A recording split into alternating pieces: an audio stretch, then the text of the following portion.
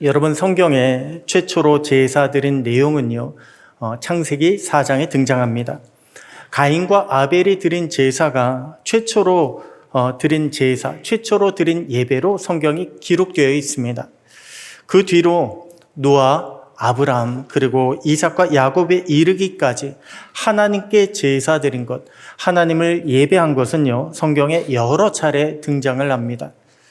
그리고 이러한 제사는 모세가 율법을 받은 이후에 비로소 형식을 갖춘 예배로 정리가 되었습니다. 한마디로 이렇게 예배하라, 이것이 예배다라고 하는 것이 그때 비로소 완성이 된 것입니다.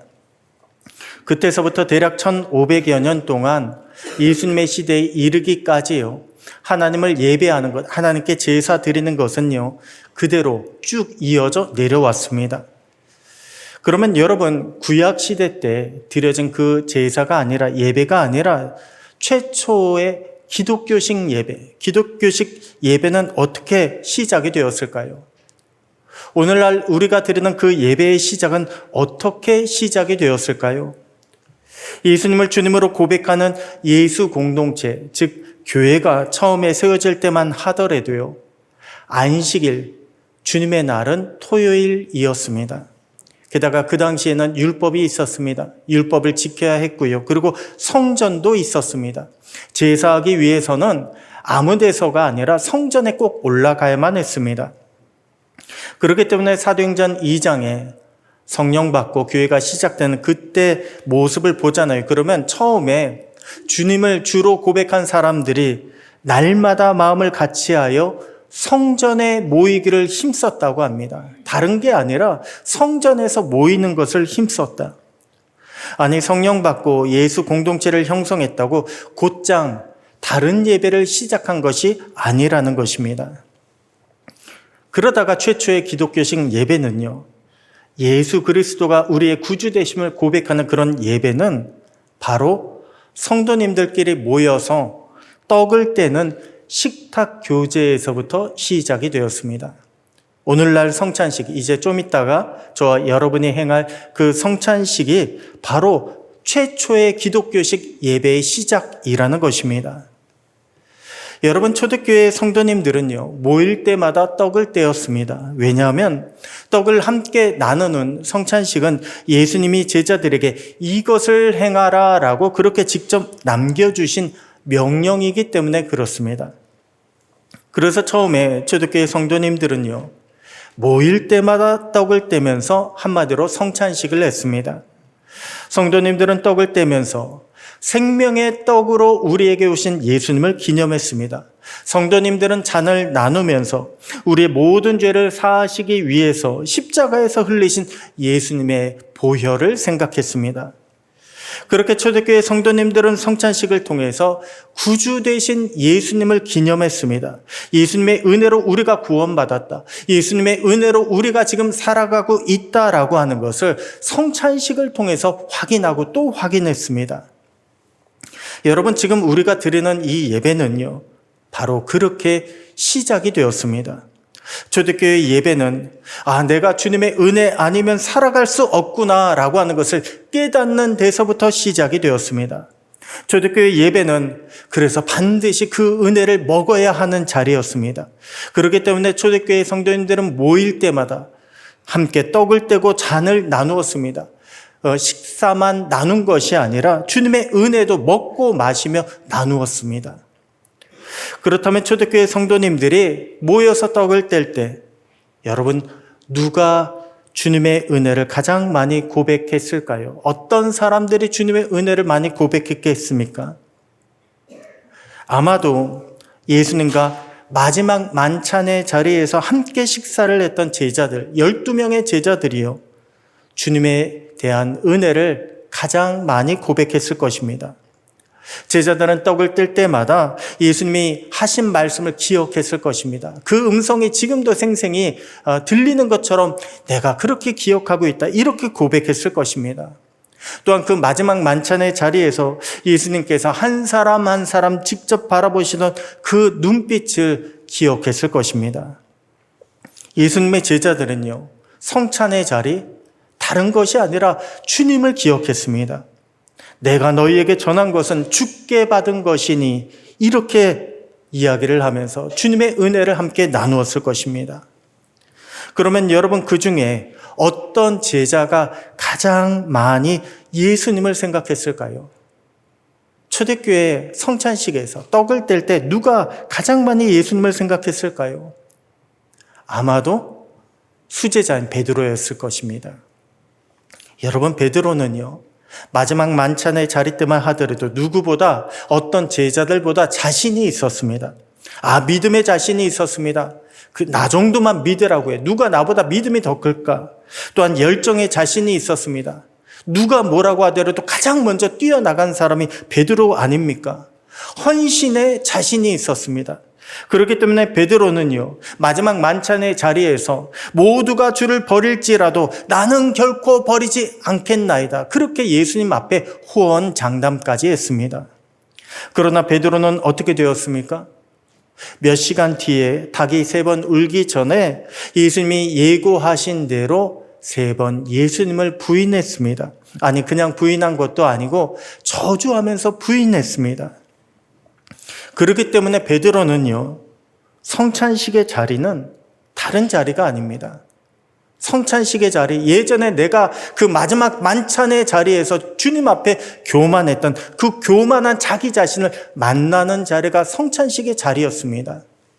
믿음이 없음에도 불구하고 믿음이 있는 척했고 그저 다른 제자들보다 앞서려고만 했던 못난 자신을 만나는 자리가 성찬식의 자리였습니다. 그리고 그럼에도 불구하고 자신을 용서해 주시고 회복시켜 주시고 들어서 사용하시는 그런 주님을 만나는 자리가 바로 성찬식의 자리였습니다. 그렇기 때문에 베드로는요, 제 생각에는 성찬식 할 때마다 가장 많이 울었을 것 같습니다. 주님을 생각하며 울었을 것 같습니다. 그리고 주님께 받은 그 은혜를 누구보다 가장 많이 고백했을 것입니다. 함께 나누었을 것입니다. 그렇기 때문에 베드로가 쓴 편지, 베드로 전후서를 보잖아요. 그러면 베드로가 받은 은혜에 대한 고백이 많이 들어가 있음을 확인할 수가 있습니다. 그리고 오늘 본문 12절에도 너희는 이 은혜에 굳게 서라. 다른 말씀이 아니라 너희는 이 은혜에 굳게 서라. 이렇게 당부하고 있습니다. 그렇다면 여러분, 베드로는요, 오늘 본문을 통해서 우리에게 어떠한 주님의 은혜를 발견하라고 고백하는 자가 되라고 말씀하고 있습니까? 우리가 그 은혜의 서기 위해서는 어떻게 하라고 말씀을 주고 있을까요? 먼저는 우리의 믿음 없음에도 불구하고 또다시 넘어지는 우리의 연약함에도 불구하고 우리 한 사람 한 사람을 불러주신 주님의 은혜 위에 굳게 서라라고 그렇게 말씀을 주고 있습니다. 여러분, 오늘 본문 10절의 시작은요, 모든 은혜의 하나님 곧 그리스도 안에서 너희를 부르사 이렇게 말씀하고 있습니다. 모든 은혜의 하나님, 은혜의 하나님이 그리스도 안에서 그리스도를 통해서 그리스도 때문에 우리를 그럼에도 불구하고 불러주셨다는 것입니다. 여러분, 이것이 우리에게 은혜입니다. 여러분, 우리가 만약 자격 때문에 주님의 부름을 받을 수 있다면 누가 이 자리에 나올 수 있었을까요? 자격 때문에 나올 수 있다라고 한다면 아마도 한 사람도 나올 수 없을 것입니다. 여러분, 베드로도요, 그렇게 생각을 했습니다. 베드로가 예수님의 부활을 마냥 기뻐하기만 했을 것 같습니까? 아니요, 그렇지 않습니다. 여러분, 성경은 특이할 정도로요, 예수님의 부활 앞에 베드로의 반응을 기록하지 않습니다. 평소에 베드로 같았다면 예수님이 부활하셨을 때 누구보다 기뻐하고 누구보다 환호 지르고 그렇게 예수님을 찬양했을 텐데 성경의 베드로는요, 예수님의 부활 앞에 아무런 말도 하지 않습니다. 아니, 바다 건너 오신 예수님을 보고서 자기도 걷겠다고 그렇게 뛰어들었던 열정의 사람 아니었습니까? 예수님이 어딜 가시든지 꼭 따라다니던 그런 베드로 아닙니까? 그런데 부활 사건에서만큼은 이상하리만큼 베드로가 조용합니다.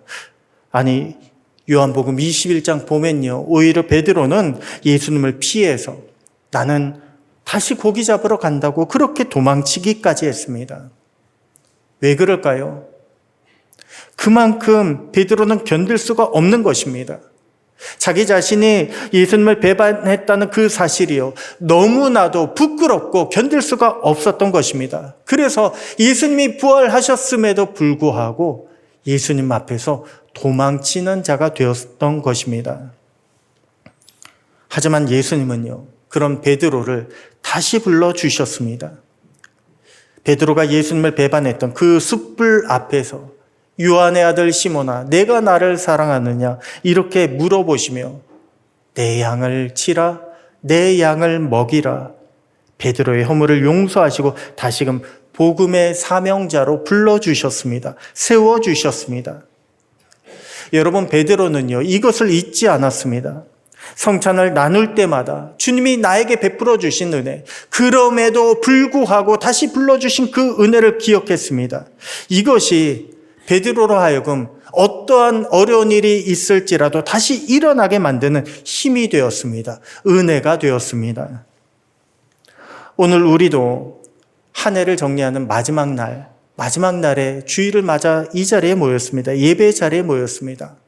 여러분, 지난 한 해 돌아본다고 한다면 어떨 것 같습니까? 주님 앞에 주님 저 잘했지요 라고 이렇게 자랑할 만한 것보다 주님 앞에 죄송하고 부끄러운 것이 훨씬 더 많이 있지 않습니까? 그러나 그럼에도 불구하고 주님은 오늘 저와 여러분을 은혜의 자리 가운데로 불러주셨습니다. 우리가 부족함에도 불구하고요, 우리를 다시금 복음의 사명자로 세워주셨습니다. 한 해를 마무리 짓는 이 시간에 여러분, 우리는 주님의 이러한 은혜 앞에 다시금 감사드리는 자가 되어야 합니다. 주님이 우리에게 베풀어 주신 그 은혜를 깨닫고 이제는 주님 앞에 충성된 사명자로 결단해야 합니다. 그렇게 주님의 은혜를 꼭 붙잡고 은혜를 힘입어서 승리하며 나아갈 수 있는 저와 여러분 모두가 되시기를 주님의 이름으로 축원합니다. 다음으로 한 해를 마무리 짓는 이 시간, 우리는 어떠한 주님의 은혜를 발견하고 고백해야 할까요? 우리를 주님의 영광에 참여하게 하신 그 은혜를 우리는 발견하고 감사하고 고백해야 합니다. 주님은 10절에 보니까 우리에게 뭐라고 말씀을 주셨습니까? 우리를 주님의 영원한 영광에 들어가게 하셨다고 했습니다. 여러분, 베드로 전후서를 보잖아요. 그러면 영광에 대한 말씀이 많이 나옵니다. 하나님은 우리에게 영광을 주셨다. 하나님이 우리를 영광받게 하셨다. 베드로전서 5장만 보더라도요, 우리는 영광에 참여할 자다, 영광의 관을 얻을 것이다 등등 영광에 관한 말씀을요, 베드로는 참 많이 언급하고 있습니다. 사실 베드로는 옛날부터 영광을 얻고 싶어 했습니다. 뭐든지 첫째가 되고 싶어 했습니다.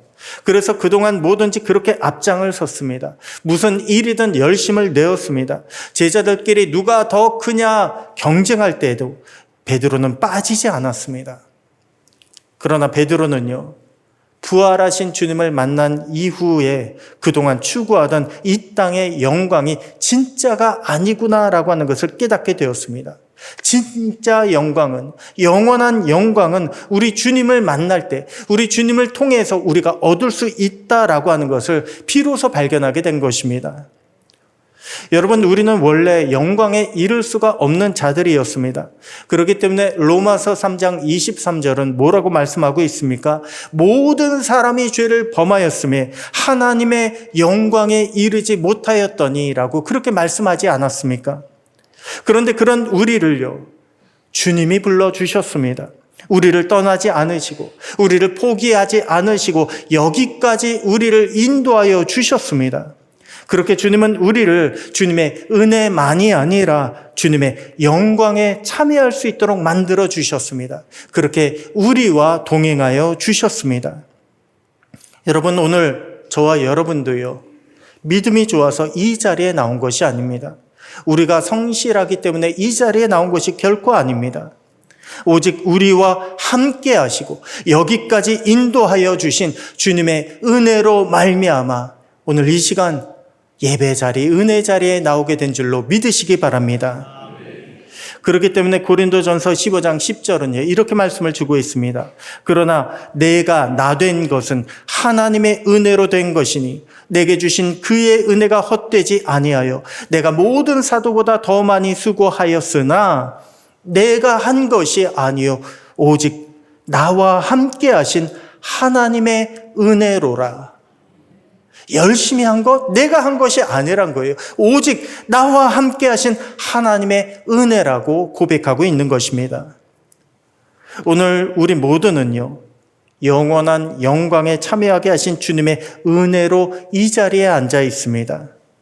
이제 내일부터 새로운 한 해가 시작이 되는데 여러분, 시작되는 2024년도에도 그 은혜를 잊지 마시고 더 힘차게 우리 주님의 부르심에, 우리 주님의 인도하심에 순종하며 나아갈 수 있는 복된 저와 여러분 모두가 되시기를 주님의 이름으로 축원합니다. 마지막으로 우리는 어떠한 주님의 은혜를 발견하고 고백해야 할까요? 친히 우리를 온전하게 하시고 굳건하게 하시는 주님의 은혜를 발견하고 고백해야 합니다. 감사해야 합니다. 사실 많은 분들에게 지난 한 해를 돌아보라고 그렇게 말씀드리면 은혜를 많이 돌아볼까요? 아니면 힘들었던 거, 어려웠던 거, 고난을 더 많이 돌아볼까요?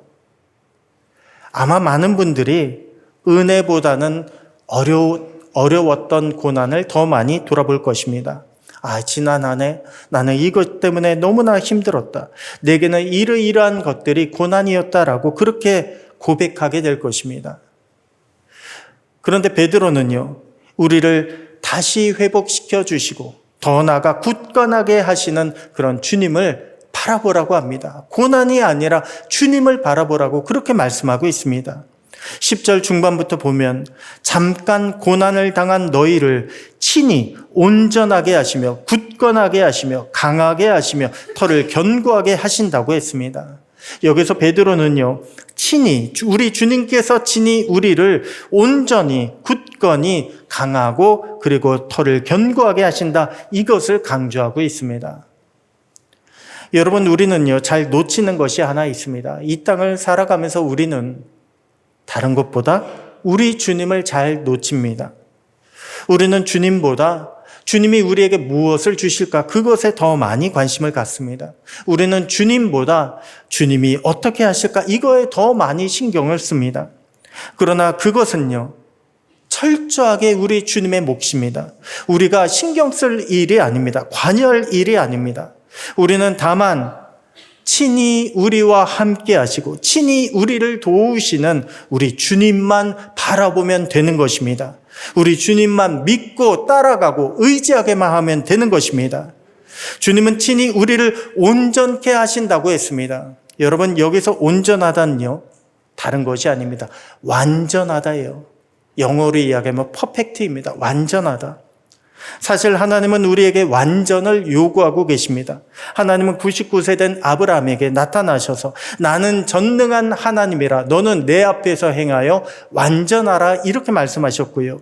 예수님도 우리에게 하늘에 계신 너희 하나님이 온전하신가 같이 너희도 온전하라, 이렇게 말씀을 주셨습니다. 우리가 이 말씀 들을 때면요 우리는 쉽게 받아들이지 못합니다. 아니, 어떻게 인간이 완전할 수가 있어? 우리가 어떻게 완전하게 행할 수 있어? 우리는 그렇게 말씀을 받아들이지 못하고 더 나아가 거부할 때가 있습니다. 그 말씀 앞에 아니야, 우리는 그럴 수 없어라고 쉽게 포기합니다. 그러나 주님은요 우리에게 인간적으로 완전을 요구하고 계신 것이 아닙니다. 하나님과 같은 절대적인 완전을 요구하고 계신 것이 아닙니다.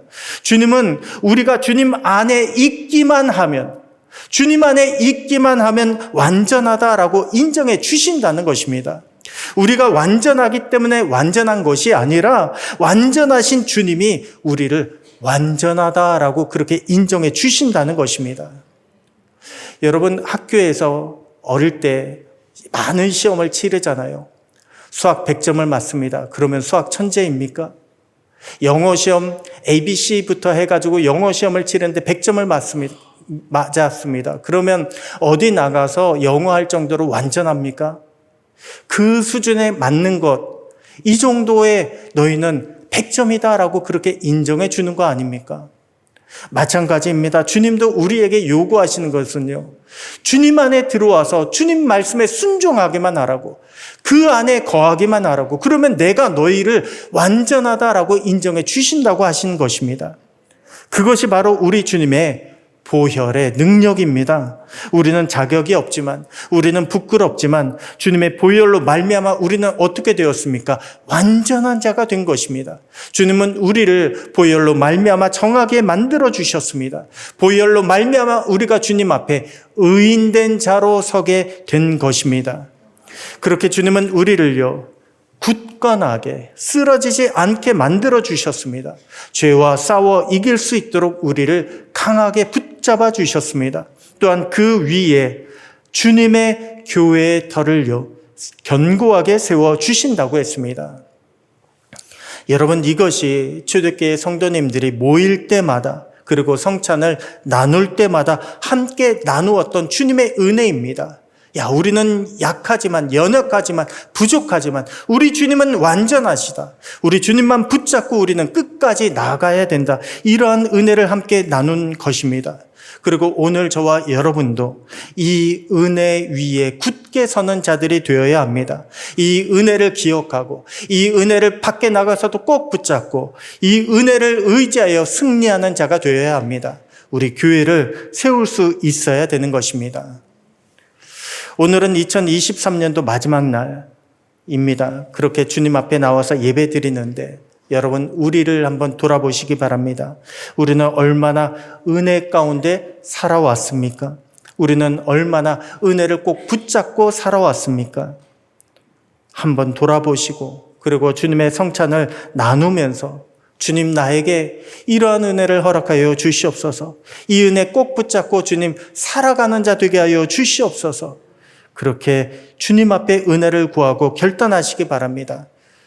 우리가 주님을 꼭 붙잡고 나아갈 때, 그때 주님은 우리에게 주님의 승리를 허락하여 주실 줄 믿습니다. 그러한 믿음 가지고 새해를 맞이하시고 새해 한 해 동안 주님의 은혜 안에 승리하시는 저와 여러분 모두가 되시기를 주님의 이름으로 축원합니다.